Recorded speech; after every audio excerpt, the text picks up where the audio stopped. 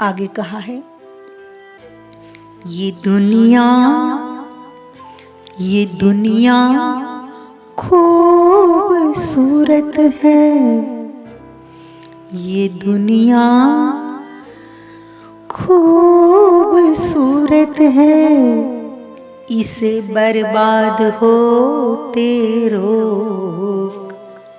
ये दुनिया खूबसूरत है, इसे बर्बाद होते रोक। प्रबुद्ध पुरुषों का दायित्व क्या? एक ही दायित्व। प्रज्ञावान पुरुष का एक ही दायित्व। वैसे तो कोई दायित्व नहीं होता है उसकी जिंदगी उसके हिसाब से जिए, कोई दायित्व नहीं होता। लेकिन फिर भी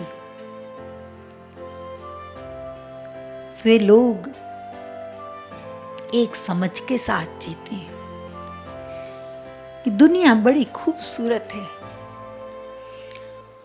दुनिया ने हमें बहुत दिया। रात में देखो तो लगता है परमात्मा दरबार भर के बैठे हैं।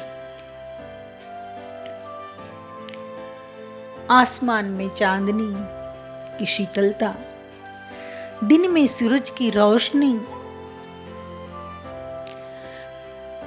बारिश में हरियाली चुनरिया ओढ़ी हुई धरती, विशाल पर्वतें, पर्वतों की श्रृंखमाला, जंगल,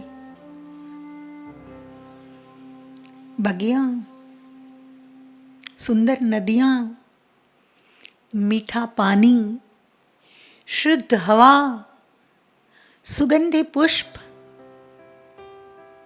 मिठास से भरे हुए पके फल,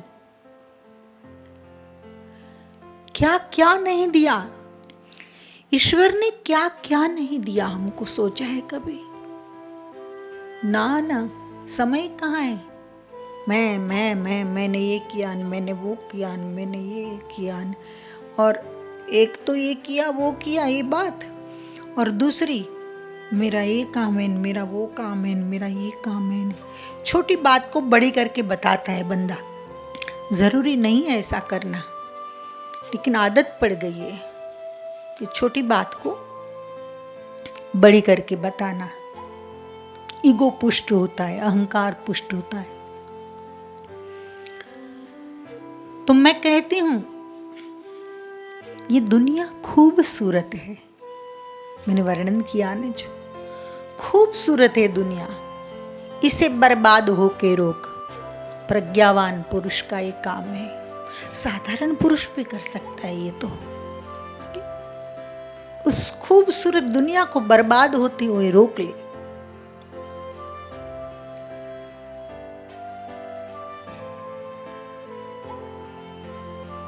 किस तरह से रोकेगा?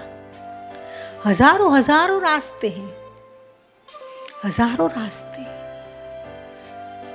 दुनिया बर्बाद होना इसका मतलब खाली फैक्ट्रियां बन गई है और जंगल उजड़ गया है, इतना ही नहीं। सबसे ज्यादा मूल्यवान मनुष्य है, क्योंकि परमात्मा ने ये सारी प्रकृति मनुष्य के लिए बनाई है। तो आदमी बर्बाद हो रहा है, कुछ भी करके उसे रोक, कुछ भी करके उसे रोक। प्रेम में बहुत ताकत है। कोई धूम्रपान करता है तो उसको समझा, उसके ढंग से समझा।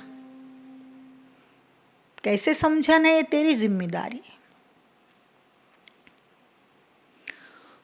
कोई लड़की रेड लाइट एरिया में जा रही है,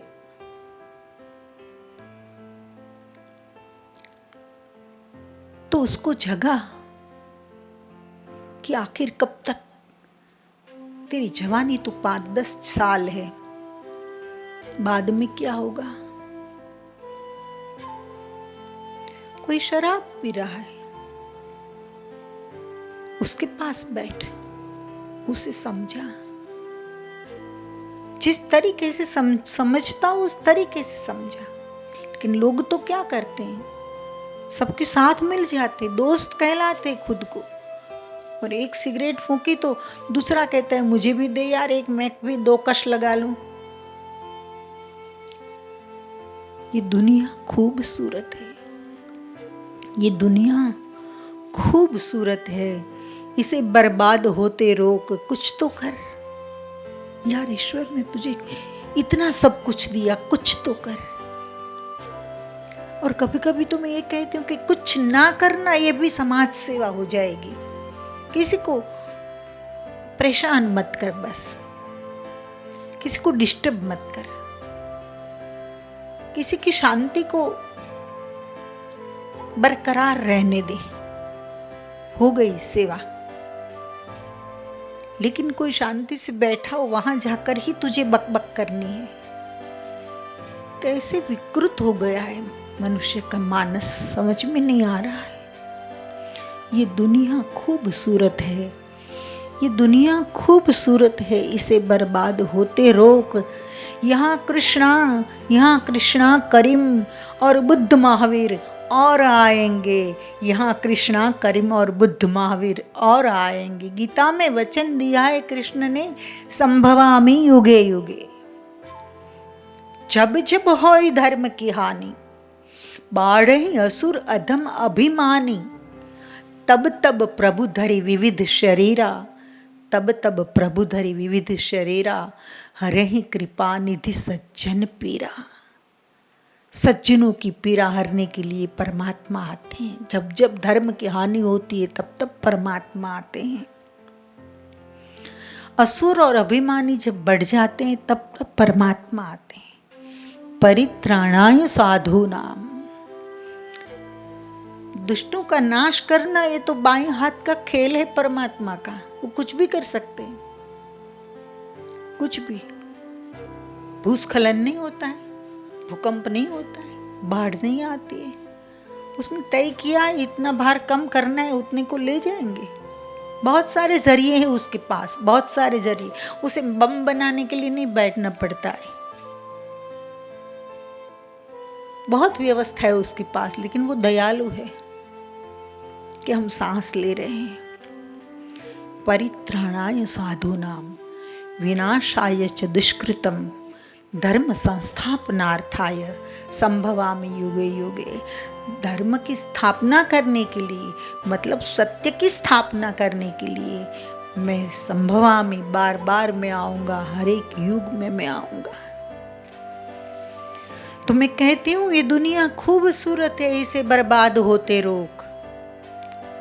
ये दुनिया खूबसूरत है, इसे बर्बाद होते रोक। यहाँ कृष्णा करीम और बुद्ध महावीर और आएंगे। एक कृष्ण से बात पूरी नहीं हो जाती है। हरि अनंत, हरि कथा अनंत। चरितम रघुनाथस्य शतः कोटि प्रविस्तरम, चरितम रघुनाथस्य शतः कोटि प्रविस्तरम, एकैकम अक्षरम पुंसा महापातक नाशन। 100 करोड़ बार राम हुए। बोलो, दो जवाब। कोई औकात ही नहीं है साधारण आदमी की। तो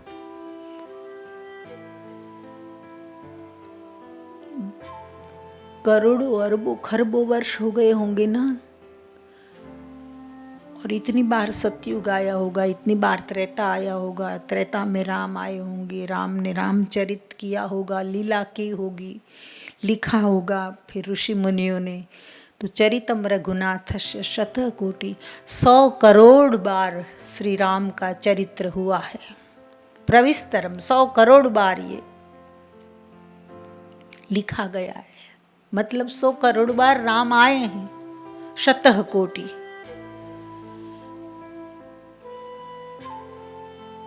तो मैं कहाँ झूठ कह रही हूँ, यही तो बता रही हूँ कि इतने से पूरा नहीं हुआ है। यहाँ कृष्णा करीम और बुद्ध महावीर और आएंगे। यहाँ कृष्णा करीम और बुद्ध महावीर और आएंगे। तेरा जीवन ऐसा बना कि कृष्ण को तेरे घर आने को मन हो। कोई पूछते कितने बच्चे, बोले एक बेटा एक बेटी। बेटा बेटी दोनों है, धाड़ मार ली। ना ना, मैं ये कहती हूं कि कितने लोगों ने यहाँ आइंस्टाइन को जन्म दिया, कितने लोगों ने न्यूटन को जन्म दिया, कितने लोगों ने अब्दुल कलाम को तैयार किया, कितने लोगों ने।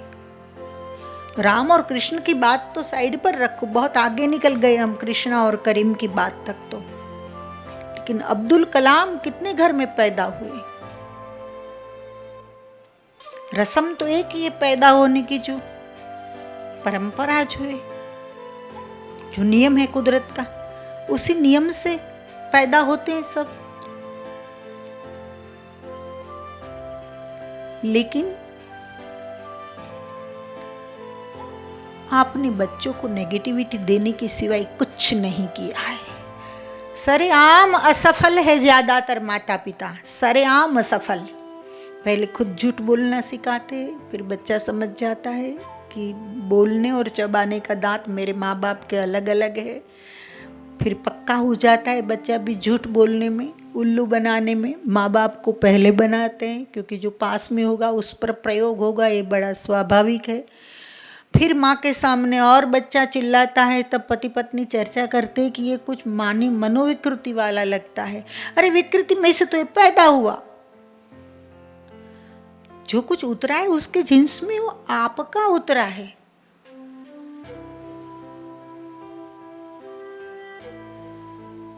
विकृति आपकी जो थी, विकृतियां ये कूट कूट कर भरी आपके बच्चों में। फिर थोड़ा आश्वासन के लिए बच्चे को साइकोलॉजिस्ट के पास भी ले जाते हैं कि चिड़चिड़ा बहुत हो जाता है, ऐसा बहुत करता है, वैसा बहुत करता है। साइकियाट्रिशियन भी जानता है कि माँ बाप का ही फल है, लेकिन वो सत्य नहीं बोलेगा। वो अगर कहेगा कि आपका ही परिणाम है तो उसका धंधा भी जाएगा, उसकी रोटी भी जाएगी और अपयश भी मिलेगा, गाली पड़ेगी। इसलिए वो भी बड़ा शाना होकर प्रिस्क्रिप्शन लिख देते, इतनी इतनी इतनी दवाई है, अगले महीने फिर से आ जाना, 4,000 रुपया। ऐसे 40 लोग पकड़ ले,